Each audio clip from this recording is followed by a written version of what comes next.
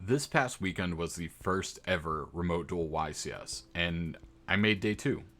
I wasn't expecting to actually make day 2. I wasn't expecting to do as well as I did at all.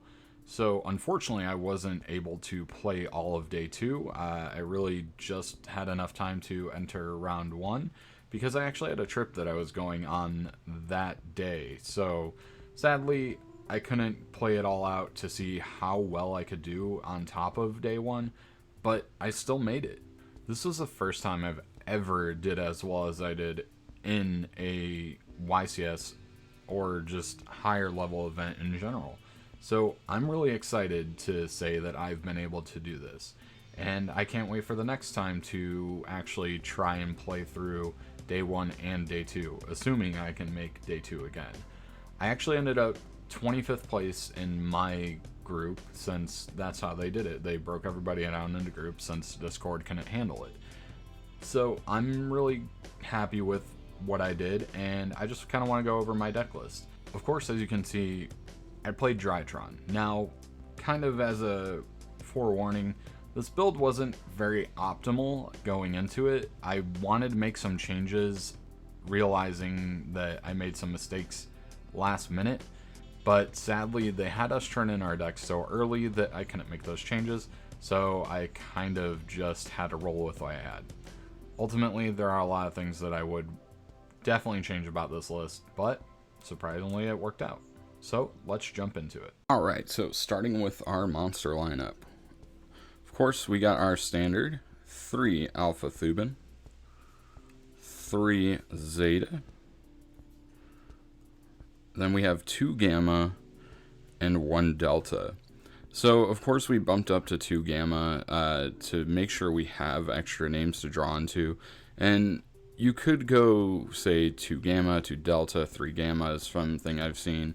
I've even seen people start playing Beta, which is something I also considered doing. This ratio I don't think I'd mess with too much. I actually feel like it worked out pretty well for me. I have no complaints on the ratio of Drytrons themselves. We have our 3 Diviner, self-explanatory, really kicked the deck off. 2 Ava, I feel like 2 is definitely the correct play, especially because you want to be able to maximize on how many fairies you do have for your ultimateness.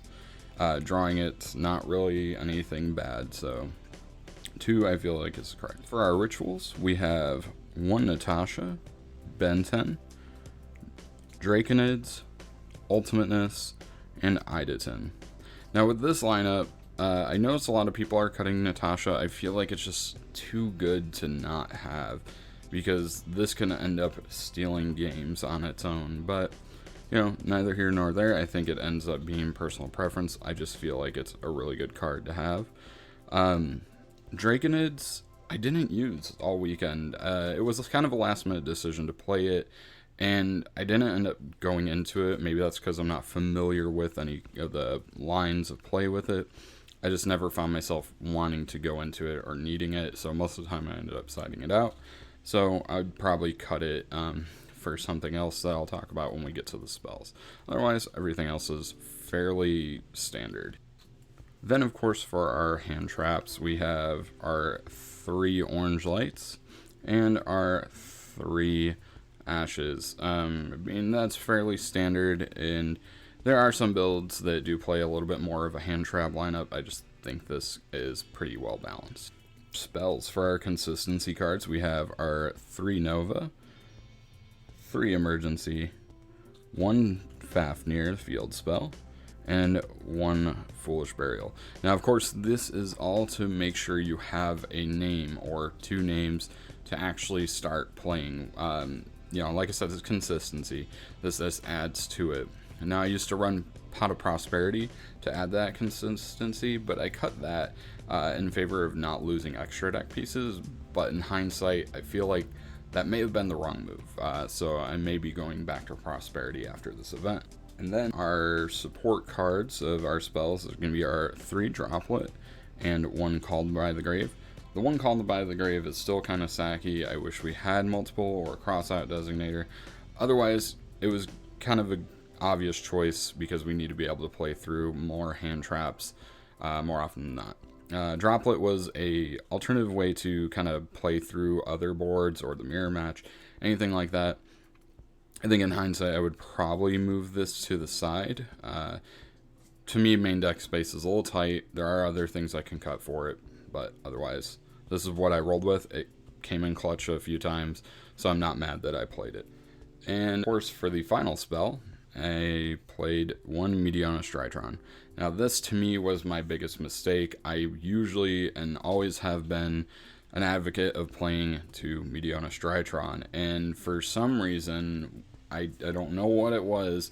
After kind of doing some playtests or studying or whatever, I decided to try the one, and I regretted that decision immediately. It's definitely and should always be at 2, no less. Finally, in our main deck, we have 3 traps, which obviously are also hand traps, are Infinite Impermanence. I just feel like this is a really strong card this format. Great for the mirror, great for other matchups like Ignisters. Striker not so much, but it does help, stop like Kagari, anything like that. Otherwise, just strong hand trap, strong trap in general. I do recommend playing it, and I think I will definitely keep this in. And moving on to our extra deck, starting with our links, we have Apo, Boral Sword, Unicorn, Phoenix, IP, and Linkuriboh. Now, all of these came into play except Apo. Now, I was in between playing her or Access Code. Ultimately, after talking with my friends and doing some testing, I ultimately decided to go with Appaloosa just based off of potential applications it could have. Ultimately, I don't hate that I decided to go with it. It was what it was. Everything else is fairly standard. Like I said, everything else came up at one point or another. Alright, and now for our XCs, we got, of course, Zeus, Beatrice, Downard, R2 Fafnir, and Nightingale.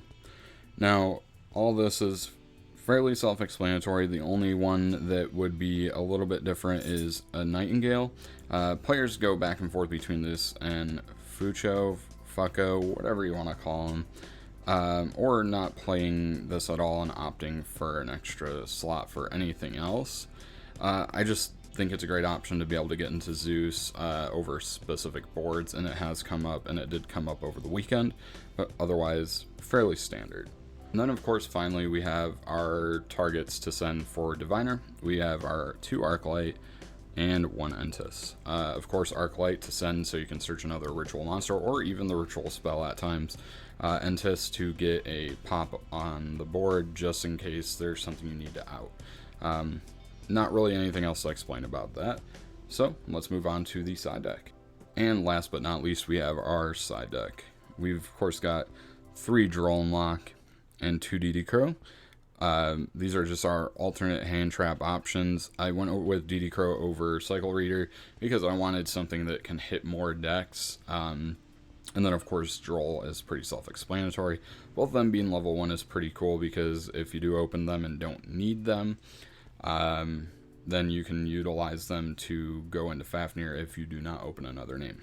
Doesn't happen often, but does come up. And then we have 2 Lightning Storm, 2 Twin Twister, Feather Duster, and 3 Evenly.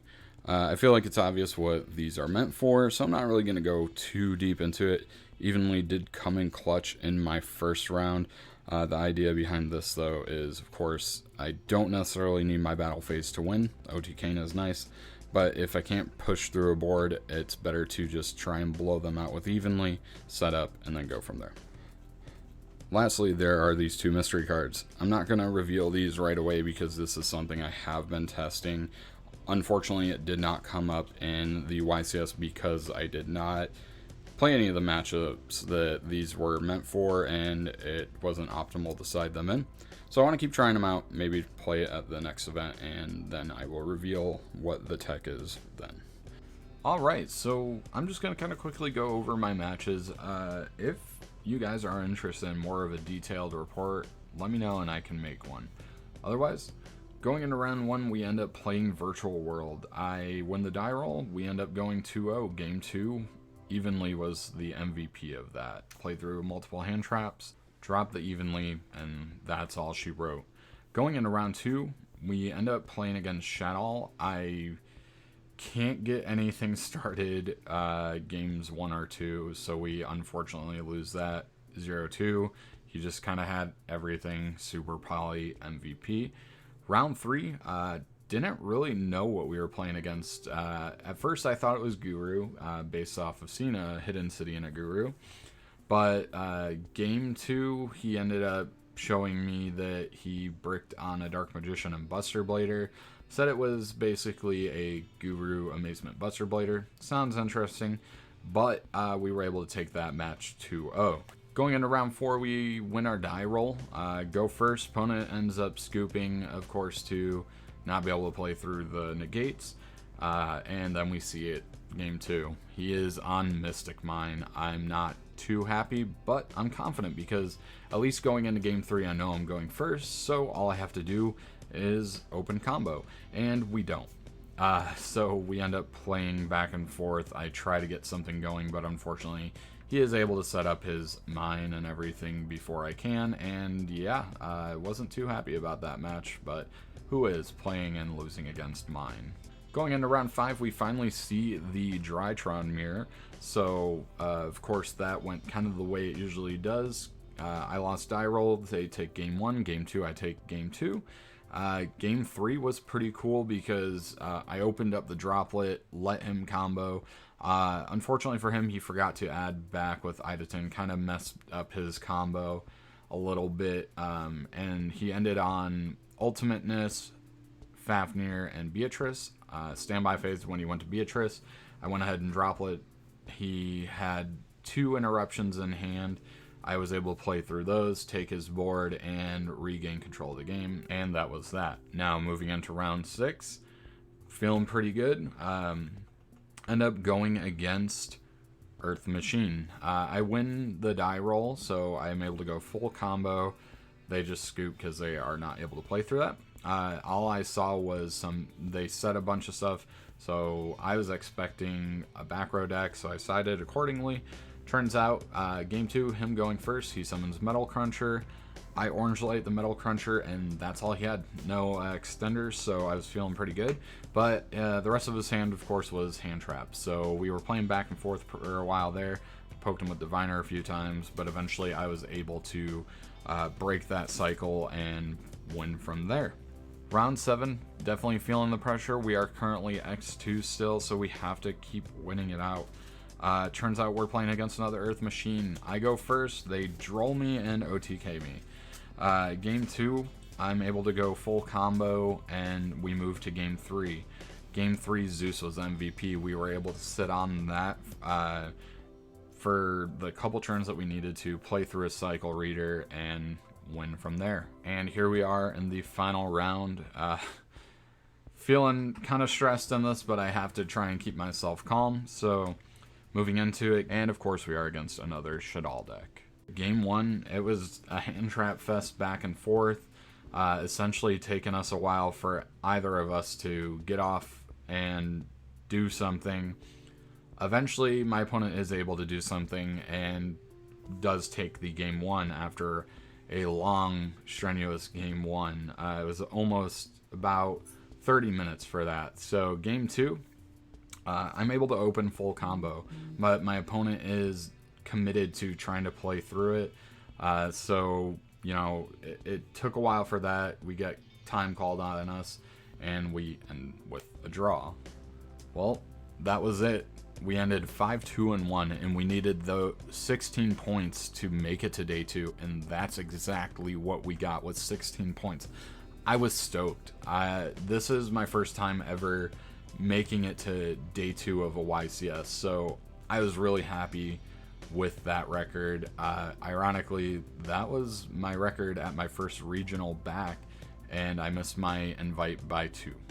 But This time it was good enough to make it to day 2, and that was good enough for me. Like I said, next time I'm just going to have to plan it out to where I could play that day 2, so we can truly see how far I went.